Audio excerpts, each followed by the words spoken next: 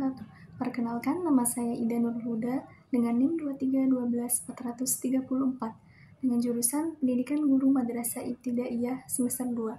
Di sini saya akan menjelaskan mengenai tokoh pendiri Kerajaan Samudra Pasai, yaitu Sultan Malik As-Soleh. Baik, langsung saja ke penjelasannya. Sultan Maulana Malik As-Soleh lahir dengan nama Merah Silu di Nagur, Tanah Gayo pada abad ke-13. Ia merupakan keturunan dari suku Imam IV atau suku Imam Pet, sebutan bagi keturunan 4 Maharaja atau Merah bersaudara yang berasal dari Campa. Suku tersebut diyakini sebagai pendiri pertama kerajaan-kerajaan di Aceh sebelum terpengaruh oleh agama Islam.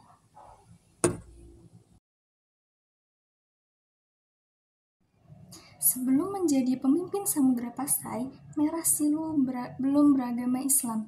Ia menjadi pemeluk Islam setelah bertemu dengan Nazimuddin Al-Kamil, seorang laksamana laut dari Merah yang datang ke Sumatera untuk merebut pelabuhan Kambayat di Gujarat, India. Nazimuddin Kamil mengangkat Merah Silu sebagai Raja Pasai pertama dan memberinya gelar Sultan Malik As-Soleh, yang artinya Raja yang Soleh. Sultan Malik As-Soleh naik tahta Kerajaan Samudra Pasai pada tahun 1267 Masehi. Ia berhasil menyatukan dua kerajaan sebelumnya, yaitu Samudra dan Pasai, menjadi satu kesatuan yang kuat dan makmur. Ia juga membangun hubungan dagang dan diplomatik dengan negara-negara lain, terutama dengan Kerajaan Mamluk di Mesir dan Kerajaan Yuan di Cina. Sultan Malik As-Soleh dikenal sebagai raja yang soleh dan bijaksana. Ia memperhatikan kesejahteraan rakyatnya dan mengembangkan pendidikan Islam di wilayahnya. Ia juga mengirimkan utusan ke berbagai daerah untuk menyebarkan ajaran Islam. Salah satu utusan yang dikenal adalah Syekh Ismail, yang berasal mengislamkan kerajaan Perlak. Sultan Malik As-Soleh wafat pada tahun 1297 Masehi dan dimakamkan di desa Beringen, Irak, Aceh Utara. Makamnya masih dapat dilihat hingga saat ini dan menjadi saksi sejarah kejayaan Kerajaan Samudra Pasai. Nama Sultan Malik As-Soleh kini diabadikan sebagai Bandar Udara Malikussoleh dan Universitas Malikussoleh atau Unimal di kota Loksemawe. Selanjutnya kita akan membahas tentang kepemimpinannya. Kerajaan Samudra Pasai didirikan oleh Nazimuddin Al-Kamil pada abad ke-13. Nazimuddin Al-Kamil adalah seorang laksamana laut dari Mesir. Beliau diperintahkan pada tahun 1238 Masehi untuk merebut pelabuhan Kambayat di Gujarat yang tujuannya untuk dijadikan tempat pemasaran barang-barang perdagangan dari timur. Nazimuddin Al-Kamil juga mendirikan satu kerajaan di Pulau Sumatera bagian utara. Tujuan utamanya adalah untuk dapat menguasai hasil perdagangan rempah-rempah dan lada. Beliau mengangkat Merah Silu sebagai Raja Pasai pertama. Setelah naik tahta, Merah Silu berganti nama dan bergelar Sultan Malik As-Soleh. Masa akhir pemerintahan Sultan Malik As-Soleh sampai beliau wafat pada tahun 696 Hijriah atau 1297 Masehi. Berdasarkan catatan ekspedisi Marco Polo 1292 dan Ibnu Battuta abad 13 pada tahun 1267 telah berdiri kerajaan Islam pertama di Indonesia, yaitu Kerajaan Samudra Pasai. Hal ini juga dibuktikan dengan adanya batu nisan Malik, makam Sultan Malik As-Soleh tahun 1297, Raja pertama Samudra Pasai. Kesultanan Samudra Pasai juga dikenal dengan Samudra Pasai atau Samudra Darussalam, adalah kerajaan Islam yang terletak di pesisir pantai utara Sumatera, kurang lebih di sekitar kota Loksemawe, Aceh Utara. Sekarang Ibnu Battuta, musuh Islam terkenal asal Marco Polo, mencatat hal yang sangat berkesan bagi dirinya saat mengunjungi sebuah kerajaan di pesisir pantai timur Sumatera sekitar tahun 1300 345 Masehi. Setelah berlayar selama 25 hari dari Pernacar, sekarang masuk ke layar Myanmar, Batuta mendarat di sebuah tempat yang sangat subur. Perdagangan di daerah itu sangat maju, ditandai dengan penggunaan mata uang emas. Ia semakin takjub karena ketika turun ke kota, ia mendapati sebuah kota besar yang sangat indah dengan dikelilingi dinding dan menara kayu. Kota perdagangan di pesisir itu adalah ibu kota kerajaan Samudra Pasai. Samudra Pasai atau Pasai jika mengikuti sebutan masyarakat setempat bukan hanya tercatat sebagai kerajaan yang sangat berpengaruh dalam mengembangkan Islam di Nusantara. Pada masa pemerintahan Sultan Malikul Dahir, Samudra Pasai berkembang menjadi pusat perdagangan internasional. Pelabuhannya diramaikan oleh pedagang-pedagang dari Asia, Afrika, Cina, dan Eropa. Ibnu Battuta juga menceritakan bahwa ketika ia di Cina, ia melihat adanya kapal Sultan Pasai di negeri Cina. Memang sumber-sumber Cina ada menyebutkan bahwa utusan Pasai secara rutin datang ke Cina untuk menyerahkan peti. Informasi lain juga menyebutkan bahwa Sultan Pasai mengirimkan utusan ke Ceylon, India Barat pada tahun 1282 Masehi. Ia membuktikan bahwa Pasai memiliki relasi yang cukup luas dengan kerajaan luar. Berdasarkan cerita-cerita kunjungan negara lain, ada perbedaan pendapat mengenai kerajaan ini. Hal ini disebabkan karena ada yang memisahkan antara nama Pasai dan Samudra, tapi catatan Tiongkok tidak memisahkan nama kerajaan ini dan meyakini ini adalah satu kerajaan. Sedangkan Marco Polo dalam catatan perjalanannya menulis daftar kerajaan yang ada di pantai timur Pulau Sumatera waktu itu dari selatan ke utara. Terdapat nama Perlev atau Perlak, Basma dan Samara atau Samudra. Selama masa pemerintahan Sultan Malik as-Soleh, Sultan menikah dengan putri dari kerajaan Perlak yaitu Gangang Sari. Dari pernikahan tersebut, lahirlah Sultan Malik az-Zahir I. Pada masa pemerintahan Sultan Malik az-Zahir ini, kerajaan mengalami masa keemasan. Sultan Malik az-Zahir I memperkenalkan pertama kali penggunaan emas di lingkungan kerajaan. Hal inilah yang mengakibatkan kerajaan Samudra Pasai menjadi pusat perdagangan terbesar di Sumatera pada saat itu. Kerajaan juga menjadi terkenal sebagai tempat penyebaran agama Islam. Selanjutnya saya akan menceritakan tentang Kesultanan Samudra Pasai, yang tokoh pendirinya adalah Sultan Malik as-Soleh. Kesultanan Samudra Pasai, kesultanan pertama di antara perairan di Semenanjung Malaya, menjadi saksi lahirnya kerajaan-kerajaan Islam di Indonesia. Salah satunya adalah Samudra Pasai. Berdasarkan pendapat dari beberapa ahli sejarah, Samudra Pasai tercatat sebagai kesultanan pertama di Nusantara. Kesultanan Islam pertama di Nusantara ini berdiri seiring meredupnya pamor penguasa Sumatera Kerajaan Sriwijaya. Kesultanan ini terletak di pesisir timur sebelah utara dari Pulau Sumatera yang sekarang masuk wilayah Aceh. Nama Samudra Pasai merupakan gabungan dari nama dua kota, yaitu Samudra dan Pasai. Kesultanan Samudra Pasai dirintis oleh Merah Silu pada abad ke-13 atau sekitar tahun 1267. Samudra Pasai pada awalnya belumlah menjadi kerajaan Islam, hingga suatu hari seorang yang bernama Syekh Ismail dari Mekah berangkat dengan kapalnya menuju ke timur. Syekh Ismail ketika itu dalam perjalanan menuju Cina, beliau berhenti sebentar di India untuk bertemu dengan seorang bekas penguasa yang telah meletakkan tahtanya dan memilih hidup sebagai ulama.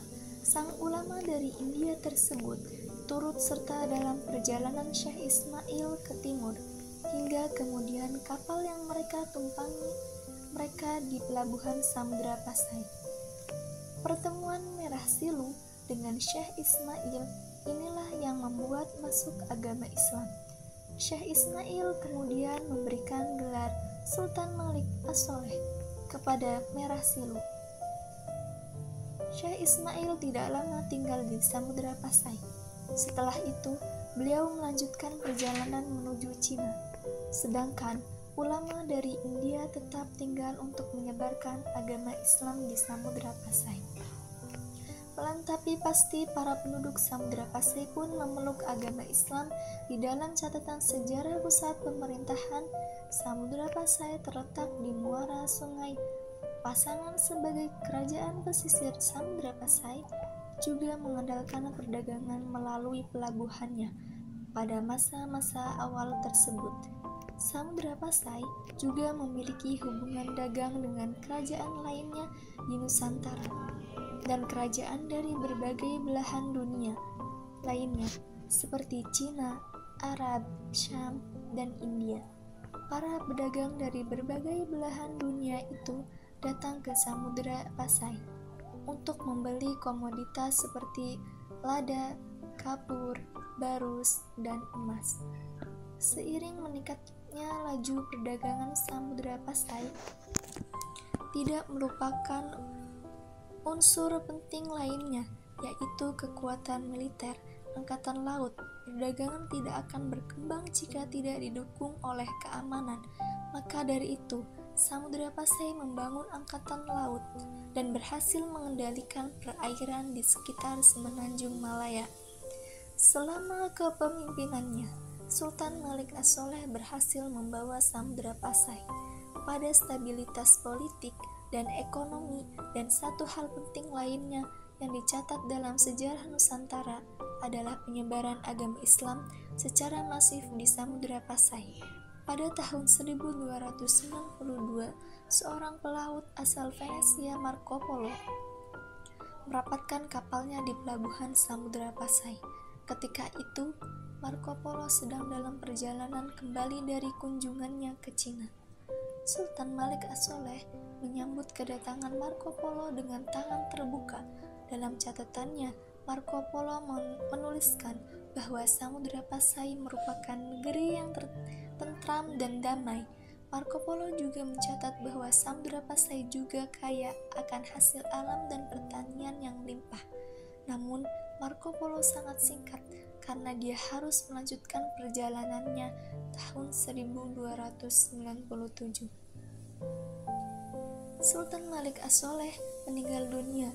Selain sebagai perintis, Sultan pertama Samudra Pasai itu berhasil mengokohkan fondasi kerajaan yang kelak diwarisi oleh para penerusnya. Jenazah Sultan Malik As-Soleh dimakamkan di Gampong Samudra. Sepeninggal Sultan pertama, tahta kerajaan dilanjutkan oleh Sultan Malik Ad-Dohir pertama, atau dikenal juga dengan Sultan Muhammad pertama. Seiring meningkatnya volume perdagangan di Samudra Pasai, Sultan Muhammad pertama kemudian membuat mata uang emas sebagai alat tukar penggunaan mata uang emas ini untuk memudahkan transaksi antar negara, dan setiap uang emas yang bukan tertulis nama Sultan Samudra Pasai yang sedang berkuasa. Selain perdagangan, Samudra Pasai juga menerapkan pajak bagi kapal-kapal yang melintasi Selat Malaka. Posisi Samudra Pasai yang merupakan perairan perlintasan dari barat dan timur memungkinkannya untuk menarik pajak dari setiap kapal yang lewat. Pada tahun 1326, Sultan Muhammad pertama tutup usia. Pada masa pemerintahannya, Sultan Muhammad pertama berhasil membawa Samudra Pasai benar-benar mengendalikan perairan Semenanjung Malaya. Tahta kerajaan kemudian dilanjutkan Sultan Ahmad pertama. Ahmad pertama ternyata tidak begitu lama. Tahun 1331, Lautan Ahmad pertama meninggal dunia. Belum ditemukan catatan pasti tahun berapa meninggalnya sang sultan. Penerus Siklus tahta kesultanan dilanjutkan oleh Sultan Al-Malik Adh-Dhahir II. Tahun dilantiknya Sultan Al-Malik Adh-Dhahir II juga tidak diketahui dengan pasti, hanya berkisar di 1330-an. Pada masa kepemimpinan Sultan Al-Malik II, seorang penjelajah asal Maroko bernama Ibnu Battuta mendarat di pelabuhan Samudra Pasai. Sultan Malik Adh-Dhahir pun menyambutnya dengan hangat. Ibnu Battuta adalah seorang penjelajah yang telah berlayar dari Maghribi hingga ke Cina. Ibnu Battuta bukanlah orang pertama yang datang ke Samudra Pasai. Pada masa-masa tersebut, para pedagang Samudra Pasai banyak yang berlayar hingga ke semenanjung Arab. Begitupun sebaliknya, informasi tentang Samudra Pasai dan jalur pelayarannya sangat memadai di kalangan pada pedagang Arab. Ibnu Battuta menulis Samudra Pasai sebagai kerajaan muslim berdaulat yang berada di Pulau Sumatera. Ibnu Battuta hanya beberapa minggu berkunjung di Samudra Pasai. Setelah itu beliau melanjutkan perjalanannya ke Cina. Sultan Malik pun memberikan bekal makanan yang cukup banyak untuk kapal yang ditumpangi Ibnu Battuta. Catatan Ibnu Battuta tentang Samudra Pasai memberikan banyak petunjuk tentang keberadaan kesultanan pertama di Nusantara ini. Tahun 1349, Sultan Al-Malik Adh-Dhahir II meninggal dunia. Kesultanan kemudian dilanjutkan oleh Sultan Zainal Abidin. Pada masa kekuasaan Sultan Abidin pertama, Samudra Pasai semakin berkembang, baik perdagangan maupun wilayahnya.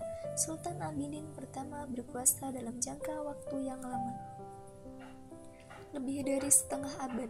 Pada masa pemerintahan Sultan Abidin pertama, inilah di sebuah kerajaan baru muncul di semenanjung Malaya. Kerajaan baru tersebut kelak akan dikenal dengan nama Kesultanan Malaka.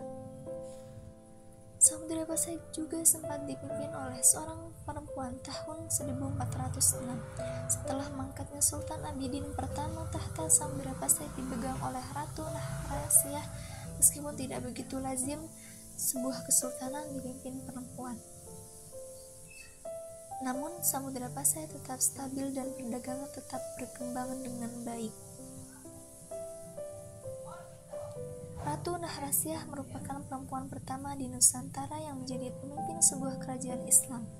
Beberapa catatan sejarah juga menuliskan bahwa di masa kekuasaan sang ratu inilah Samudra Pasai mencapai masa keemasannya. Ratu Nahrasiyah berkuasa sampai wafatnya pada tahun 1458. Tahta kesultanan dilanjutkan oleh Sultan Zainal Abidin. Kedua masa kekuasaan yang sejarah juga mencatat masa-masa gemilang Samudra Pasai berkembang. Samudra Pasai lambat laun mendapatkan kompetitornya dari semenanjung Malaya.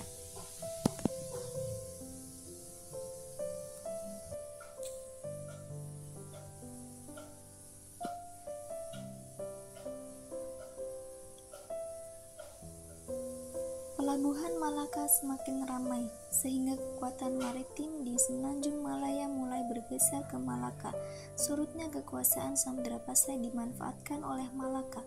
Ketika Sultan Muhammad Iskandar Shah memimpin Malaka, beliau menikahi salah satu putri dari Samudra Pasai. Pernikahan politik ini berhasil membuat Samudra Pasai menjadi bagian dari Kesultanan Malaka. Pada tahun 1511 Masehi, armada perang Portugis di bawah pimpinan Alfonso de Albuquerque menyerbu Malaka. Malaka yang akhirnya jatuh ke tangan Portugis membuat Samudra Pasai terancam oleh kekuatan Eropa.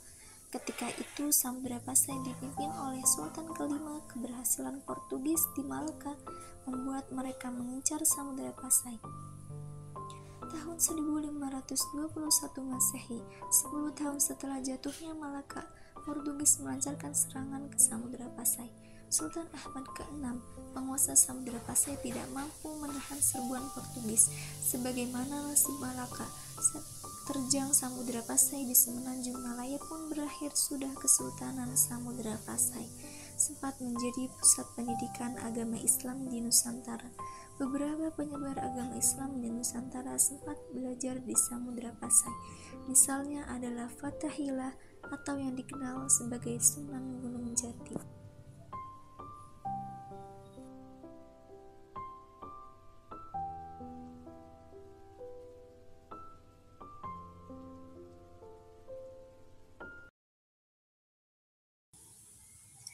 Sekian penjelasan video kali ini, kurang lebihnya mohon maaf. Wassalamualaikum warahmatullahi wabarakatuh.